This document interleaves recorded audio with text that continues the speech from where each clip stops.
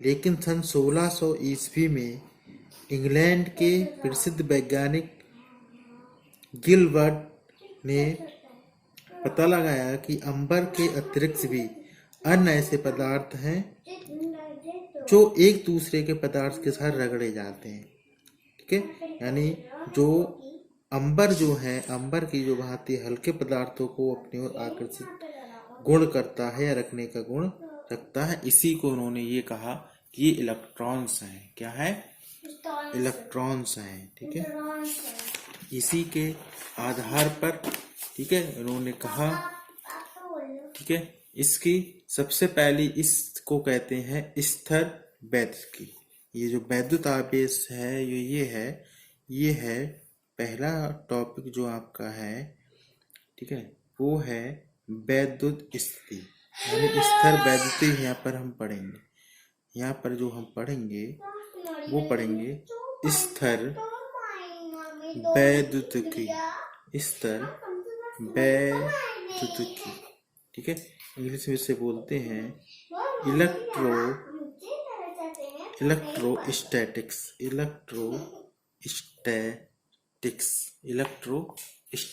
इसे जो हम हैं वो बोलते हैं, यानी इसको हम बोलेंगे इलेक्ट्रोस्टैटिक्स, यहाँ पर हम बोलेंगे। ठीक है, ये है इसका माना।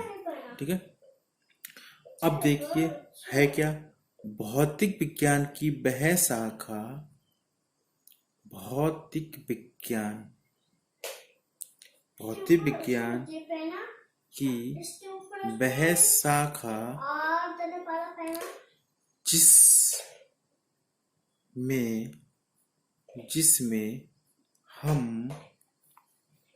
जिसमें हम ऐसी वस्तुओं का अध्ययन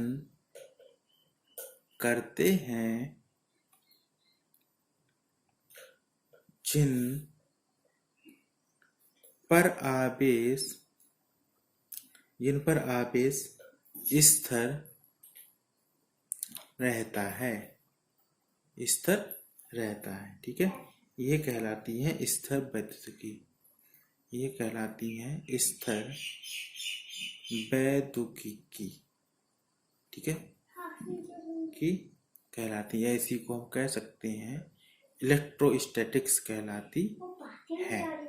ठीक है, ये है इसका मेन पॉइंट। ठीक है, ये इसमें हम कहते हैं। ठीक है, इसी के आधार पर यहाँ पर वैद्युत आवेशों को बांटा गया, यानी इलेक्ट्रिक चार्ज क्या होता है और इनके प्रकार। इसी में हम नेक्स्ट टॉपिक यहाँ पर हम पढ़ेंगे, यानी जो स्तर रहेगा, जैसे हमारे पास कोई भी एलिमेंट मान लीजिए ले लीजिए, ठीक है, और इसको स्तर है यानी चलायमान नहीं है, और इस पर जो चार्ज होगा, ठीक है, वो ही हमारा क्या कहलाएगा, स्तर वैद्युतिकी कहलाएगा। यानी स्तर वस्तु पर जो चार्ज होंगे वो कहलाएंगे हमारे स्तर वैद्युतिकी या इलेक्ट्रोस्टैटिक्स ही कहलाते हैं।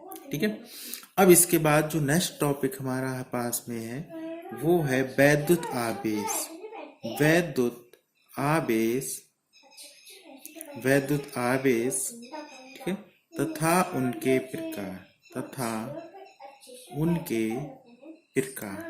प्रकार क्या है, वैद्युत आवेश क्या है और उनके प्रकार क्या है। ठीक है, ये हम इसमें हम अध्ययन करेंगे। ठीक है, तो हम यहाँ पर है क्या, जैसे हम जब कांच की छड़ को रेशम से रगड़ दें, यहाँ पर जैसे हमारे पास कांच है, चीज है, और कांच को हम किससे रगड़ दें, रेशम से। किससे रगड़ दें, रेशम से।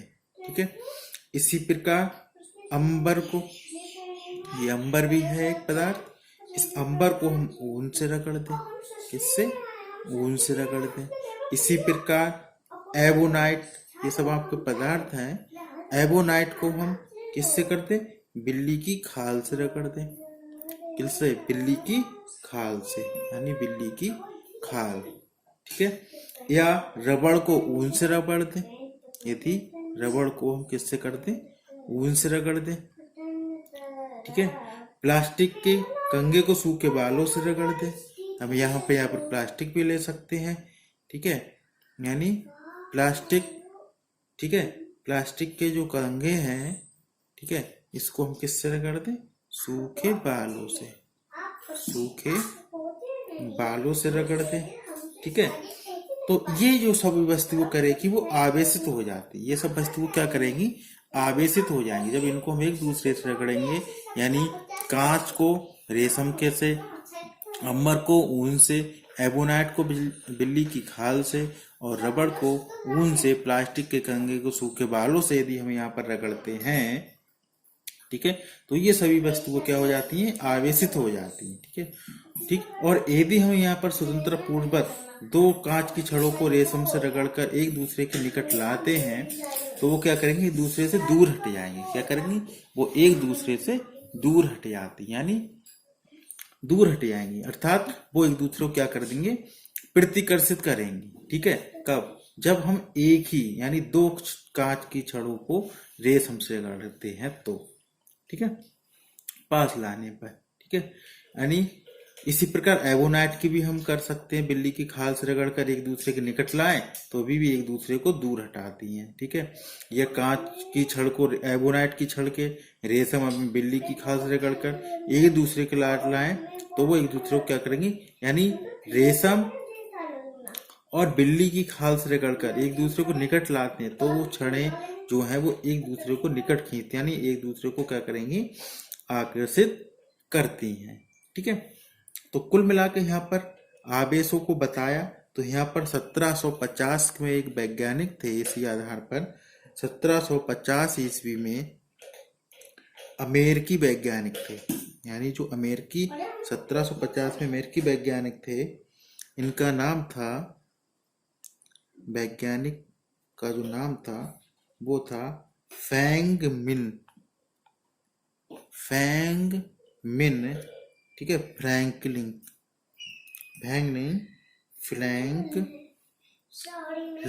फ्रैंकलिन ने इन्होंने ये कहा था जो चार्ज है, ठीक है, जो आवेश है, यानी जो आवेश हैं वो दो टाइप के हैं, एक होते हैं प्लस और एक होते हैं माइनस, यानी इसको हम कह सकते हैं पॉजिटिव, ठीक है, और ये हमारे पास जो होते हैं वो होते हैं निगेटिव, ठीक है। यानी इसको हम बोलेंगे धनात्मक यानी धनावेश, ठीक है, और इसको हम बोलेंगे ऋण आवेश। इस आधार पर कांच की रेशम से, अंबर से, ऊन से, एबोनाइट की से, इन सब के आधार पर उन्होंने ये कहा था, ठीक है, कि जो ये छड़ें हैं वो क्या करेंगी? धनावेश, ऋणावेश, यानी दो प्रकार की होंगी, यानी एक पॉजिटिव होंगी और एक निगेटिव होंगी, ठीक है। इसी के आधार पर उन्होंने ये कहा कि सजातीय आवेश और विजातीय आवेश दो हैं, सजातीय आवेश और विजातीय आवेश, यानी समान प्रकार के आवेश एक दूसरे को क्या करेंगे? प्रतिकर्षित करते हैं, और विजातीय आवेश यानी विपरीत प्रकार के जो आवेश हैं वो एक दूसरे को आकर्षित करते हैं, ये इन्होंने बताया था। इसी के आधार पर हम कह सकते हैं, ठीक है, इसी आधार पर हम कह सकते हैं कि वैद्युत आवेश द्रव का वह गुण है, ठीक है, जिसके कारण वह वैद्युत तथा चुंबकीय प्रभाव उत्पन्न करता है तथा उनका अनुभव करता है, ठीक है। इसी से आगे हम इनके प्रकार आज पढ़ चुके हैं। इसके आगे कल हम इस पे पढ़ेंगे आवेशन की विधियां, यानी हम आवेशन को किस किस विधियों द्वारा आवेशित कर सकते हैं, ठीक है। आज के लिए इतना ही, और आज इस वीडियो को इसको नोट कर लेना। ओके।